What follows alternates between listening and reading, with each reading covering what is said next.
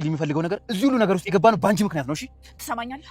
እንደዛ ከሆነ አንጠልጥዬ ለወንድ ማስረክብክና ይሄን ኑዛዜን ሲኦል ትናዘዟለሽ። እሺ ወይኔ ነው ያንቺ መቀለጃ አሉን። ምንድነው አድና እንዴ ሊመጣ ያለ ምን አውቃለሁ። እሺ ቆይ ቀስ ብግሬ አይወይን እኮ ግሬን በእናትህ አየው አይደል ከኛ ጋር ድብቅ ይጫወታል።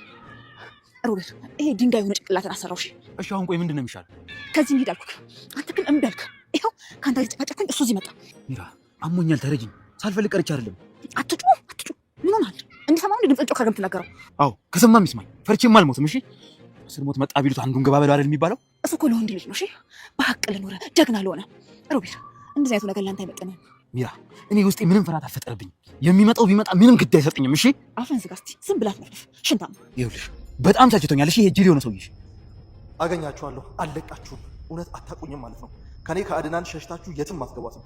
አንድ ጊዜ ደበቃችሁኝን እውነት ካወጣው በኋላ ለምን ስትፈልጉ ገደል እንኳን አትገቡም። ግድ አይሰጠኝም። ትንሽ ወር ነው የቀረኝ እና ተዘጋጁ። ለሚራም ንገራት፣ ቤት መፈለግ ይኖርባችኋል። ምን? ይህ ቤት ተሽጧል? ስለምታወራው ነገር ግን እርግጠኛ ነው እንደኔ? ሩቢል አይደል የሚራ ባለቤት? ምንድን ነው የምታወራው? ረስተው ነው እንዴ? መቼም ይሄ የሚረሳ ቀላል ነገር አይደለም። ሚራ ንገራት በቃ። እሺ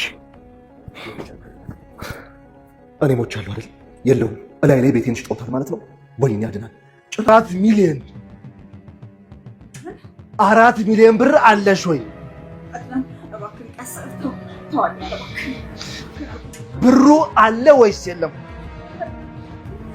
ገንዘቡ አለ ወይ? እናገራለሁ ግን እንደዚህ መሆን የለብህም አድናን እባክህ። በአድናን ህይወት የሚጫወቱት ሁለቱ ሌቦች ሮቤልና ሚራ ቤቱን ሽጣውም ለመሰወር ሲያስቡም፣ ነገር ግን አድናን በራሱ በጆሮም ቤቱን ልቀቅ እባክህን የሚል መልእክት መጣለት። ታዲያም አድናንም ስሜቱን መቆጣጠር እስከሚያቅተው ድረስም በጣም ተናዱና እንዲሁም ተበሳጭቶም ነበር። ሰላም ጤና ይስጥልን ውድና የተከበራችሁ የቻናሌ ተከታታዮች እንደምናላችሁ፣ ዛሬም በልኋና ድራማ መተናል ማለት ነው። እናንተም እንደተለመደው ላይክ፣ ሼር፣ ኮሜንት እያደረጋችሁ አበረታቱኝ። ስለምታበረታቱኝ ከልብ አመሰግናለሁ። እንግዲህ በስተመጨረሻም ሚራና ሮቤልም በጣም በሚያናድድ ሁኔታም አድናን ከሰው ሳይቆጥሩትም ቤቱን ሽጠው ለመሰወርም አስበውም ነበረ። ነገር ግን ሚራም ቢሆን ብዙ ነገሮችንም ትተን እንውጣ ባለችበት ሰዓትም አድናንም ሁሉንም ነገር ሰምቶም ስለነበረ እያፋጠጣት ይገኛል ማለት ነው። ታዲያ ሮቤልና ሚራም ለመሰወር ሲያስቡም፣ ነገር ግን አድናንና ልኋናም ቤቱን ሽጠውብናል፣ እንዴትስ በምን ሁኔታ ማስመለስ ይኖርብናል በማለትም ተነጋግረዋል።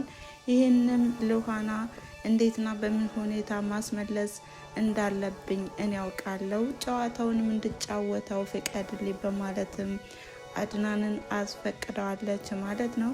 እንግዲህ ልኋናና አድናንም ድራማ እየተሰራባቸው መሆኑንም እየነቁ ነው። ነገር ግን አድናንም ቢሆን እየተፋዘዘና እንዲሁም ትግስቱንም እያጣም ይገኛል።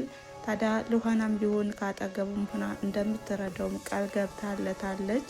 እንግዲህ በሮቤል ምክንያት ማለት ነው። ሮቤል ልኋናን ስለሚያፈቅራትና ስለሚወዳትም ሁሉን ነገር እንዲመልስላትም ታደርጋለች። በዚህም 5 ሚሊዮን ብድር እንዳለባትና መክፈል እንዳቃታት እንዲሁም ብሩን ካልከፈለች መጨረሻ እስር ቤት እንደሆነም አመሳስለና አለሳልሳ ነግረዋለች። ይህንም የተመለከተና የሰማም ሮቤል አትጨነቂ፣ ብሩን ለእኔ ተይው፣ እኔ እከፍለዋለሁ በማለትም እንግዲህ ሀሳቡ ሚራን ብሩን ተቀብሎ ለልኋናም ለመስጠት ነው ያሰበው። በዚህም ልኋናም ቢሆን በጣም ነው ማመሰግን፣ ነገር ግን ብሩን ካልከፈልክልኝና እንዲሁም ከዘገየህም ወደ እስር ቤት ነው እጣ ፈንታዬ በማለትም አስጠንቅቀዋለች ማለት ነው። ሮቤልም እውነት መስሎትም ከሚራ ተቀብዬ መስጠት ይኖርብኛል፣ ከዛ በኋላ ልኋናን የግሌ ማድረግ አለብኝ፣ ከዚህ ያተረፍከኝም እግዚአብሔር ሆይ ለዚህ ነው ወይ በማለትም እግዚአብሔርንም እየተማጸነና እያመሰገነም ነው። እንግዲህ ሚራም ቢሆን ተስፋ ቆርጣለች በሮቤል በኩል። ሮቤል እሺ ካላላትና የግሏን ካልሆነ ሁሉን ነገርም እንደምታፈርጠውና ምስጢሩንም ተናግራ ጉድ እንደምታደርገው ነው የፎከረችው። ነገር ግን ሚራም ቢሆን ሁሉን ትተን እንጥፋ ባለችው መሰረትም ለመጥፋት አስበውም መንገድ ጀምረውም ነበረ። ነገር ግን ሮቤል ያው ያለበት ቁስልና ያለበት ህመም አላራምደውና እንዲሁም አላስሮጠውም ስላለ ወደ ቤትም ተመልሷል። በዚህም የተናደደው አድናንም በአሁኑ ሰዓትም ሚራንም ብሩን የታባሽ ነው ያደረግሽው በማለትም እንዲሁም 4 ሚሊዮን ብር አለሽ ወይ በማለት በተናደደ መንፈስ ነበረ ሲያናግራትና እንዲሁም ሲጠይቃትም የነበረ። እንግዲህ ሚራ ምን አይነት መልስ ትሰጥ ይሆን? ቤቱ በላዩ ላይ እንደተሸጠና እንዲሁም ልቀቅ እንደተባለ በድንገት ነው የሰማ። ሌላው ይቅር ምንም አይነት የመካከረችውም ነገር የለም። ደግሞም ከክህደት ላይ ክህደት ነው የተፈጸመበት።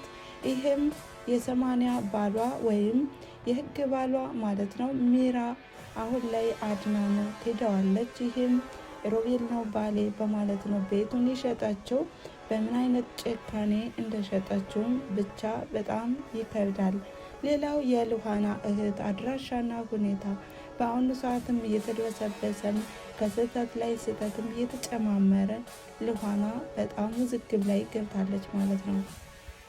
ታዲያ ሚራ አስባና እንዲሁም ፈቅዳ ለሮቤል ብሩን ትሰጠው ይሆን ወይስ ምን ይሆን? ብቻ በጣም አስጊና እንዲሁም አስቸጋሪ ሁኔታ ላይ ነው። በአሁኑ ሰዓትም አድናንም ቢሆን ምርር ብሎ ነው የጠየቃት።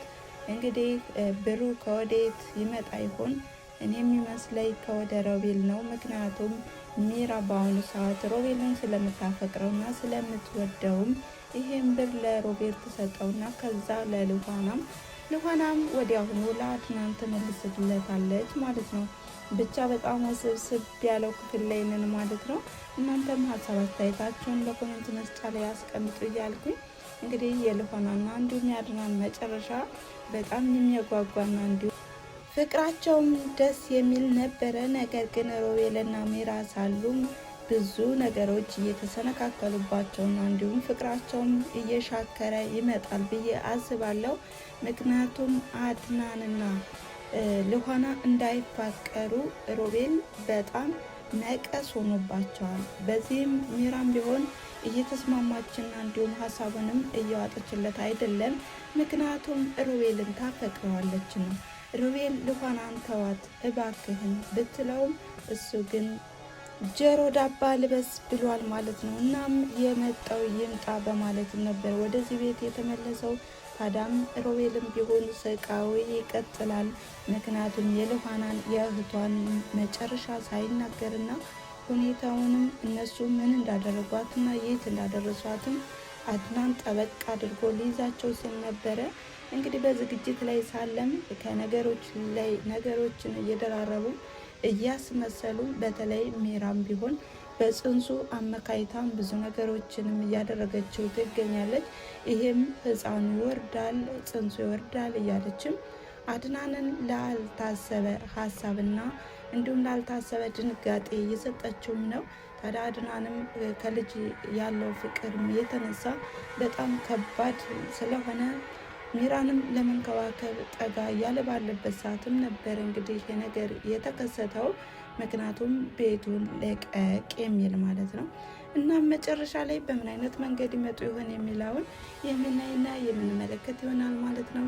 እናንተም ስለተከታተላችሁና አብራችሁ ስለቆያችሁ ከልብ አመሰግናለሁ በማለት የዛሬው ቪዲዮ ይህን ይመስል ነበረ።